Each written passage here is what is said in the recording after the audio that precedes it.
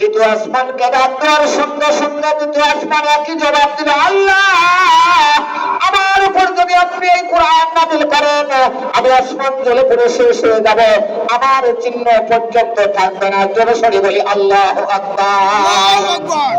আল্লাহ তাআলা রব্বুল আলামিন 3 নম্বর আসমানকে যখন ডাক দিলেন না, কান্না কেমনে বেড়ে যায়, কেমনে বেড়ে যায়। জোরে সরে বলি আলহামদুলিল্লাহ।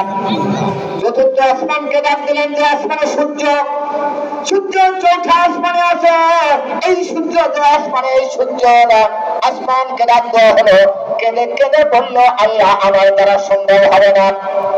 আল্লাহ পঞ্চম আসমানকে ডাক দিয়ে বললেন, আসমান আমি এই কোরআন তোমার উপরে নাযিল করব। আসমান কেঁদে কেঁদে জানালো সম্ভব নয় আল্লাহ। ষষ্ঠ আসমানকে ডাক দিলেন, একই কথা জবাব আসে। আল্লাহ তাআলা যখন শেষ একদম সপ্তম আসমানকে ডাক দিলেন, সপ্তম আসমান কেঁদে হয়রান হয়ে গেল, আল্লাহ আমার দ্বারা সম্ভব হবে না।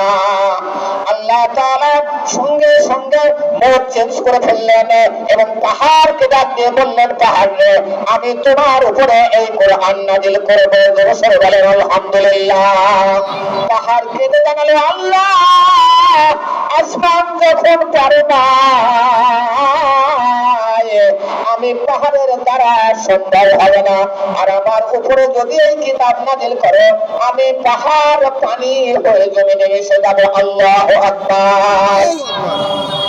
আমি পাহাড় পানি হয়ে জমিনে মিশে যাব। আল্লাহ তাআলা রব্বুল আলামিন সঙ্গে সঙ্গে জিবরাইলকে ডেকে বলে, জিবরাইল রে ও জিবরাইল, আমি আল্লাহ বুঝে ফেলেছি, যাও যাও যাও জিবরাইল যাও, আমার দোস্ত মুহাম্মদ সাল্লাল্লাহু আলাইহি ওয়াসাল্লামের কাছে নিয়ে যাও। জিবরাইল আলাইহিস সালাম আল্লাহ নবীর কাছে পৌঁছে গেলেন, ইয়া সালাম প্রদর্শন করলেন, আসসালামু আলাইকা ইয়া রাসূলুল্লাহ, আসসালামু আলাইকা ইয়া হাবিবাল্লাহ, ইয়া রাসূলুল্লাহ আমার সালাম গ্রহণ করুন এবং আমার আল্লাহর সালাম গ্রহণ করুন। ইয়া রাসূলুল্লাহ আল্লাহ তাআলা আমাকে পাঠিয়েছেন এই কোরআন খানা আপনার উপরে নাযিল করতে চায়।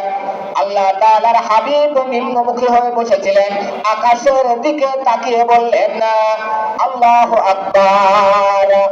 আকাশের দিকে তাকিয়ে বললেন আল্লাহু আকবার। আল্লাহ মহান, আল্লাহ সর্বশ্রেষ্ঠ।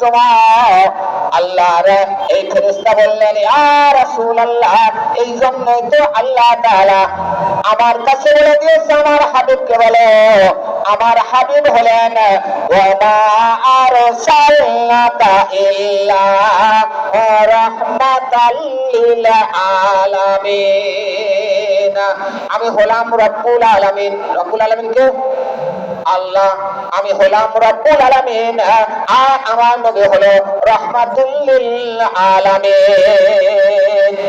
আমার কাছে একটা মেসেজ এসেছে যে মা বোনদের উপস্থিতি অনেক বেশি এবং আমি পথে যখন আসি তখনও দেখেছি। তা মা বোনদের একটু অনুরোধ করবো যে আপনারা অপরকে জায়গা করে দিবেন, একটু কষ্ট হলেও আপনারা জায়গা করে দিবেন, জায়গার সমস্যা নেই, তারপর জায়গা করে দিবেন, একটু এজে বসবেন। শীতের সময় এই মাহফিলখানা কিন্তু শুধু মুসলমানের জন্য নয়। আপনারা জানেন এই কোরআন কি শুধু মুসলমানের? মুসলমানের সমগ্র বিশ্বের জন্য কোরআন, সমগ্র বিশ্ববাসীর জন্য।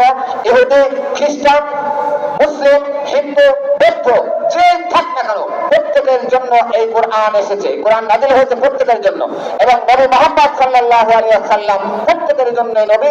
আল্লাহ যেমন সকলের জন্য রব, মুহাম্মদ সাল্লাল্লাহু আলাইহি ওয়াসাল্লাম সকলের জন্য রহমত। জোরে বলে আলহামদুলিল্লাহ। আমি আপনাদের উদাত্ত আহ্বান জানাবো, যদি এখানে কোনো অমুসলিম এসে থাকে তাদেরকে আপনারা নিজে না বসে তাদেরকে বসাইয়া দেওয়ার ব্যবস্থা করবেন ইনশাল্লাহ। এখানে আমরা হিন্দু মুসলিম মিলেমিশে থাকি। এখানে দেখা যাচ্ছে অনেক হিন্দু মায়েরা আছে, আসতে পারে, অনেক হিন্দু বোনেরা আছে, আসতে পারে, অনেক হিন্দু ভাইরা আছে, আসতে পারে। তাদেরকে একটু জায়গা করে দেবেন ইনশাল্লাহ। আল্লাহ তাআলা আমাদের বুঝার তৌফিক দান করুক, সকলে বলে আমিন। আমি একজন ডক্টর সাহেবকে দেখছি, আপনি একটু পাশে বসুন এই ঘরের মধ্যে, অথবা সামনে চলে আসুন। আপনি সামনে চলে আসুন। এখানে এসে বসুন অথবা যা বসুন, আপনাকে খেয়াল করছে আমি স্টেজ থেকে নেমে আপনার সাথে সাক্ষাৎ করবো। আলহামদুলিল্লাহ, আল্লাহ তাআলা আমাদের তাওফিক দান করুক বোঝার। আল্লাহ তাআলার এই কোরআন নাজিলের বিষয়াদি আপনারা শুনলেন। এখন মৃত্যু তো আমাদের আছে নাকি বলেন? মৃত্যু নাই? মৃত্যু আছে কি নাই? তাহলে আমরা কি এই কোরআন অনুযায়ী জীবনযাপন করবো না কোরআন বাদে জীবনযাপন করবো? কোরআন অনুযায়ী জীবনযাপন করতে চাই কারা আল্লাহকে দেখায় দেন। হাত তোলেন। নারায়ে তাকবীর, আল্লাহু আকবার।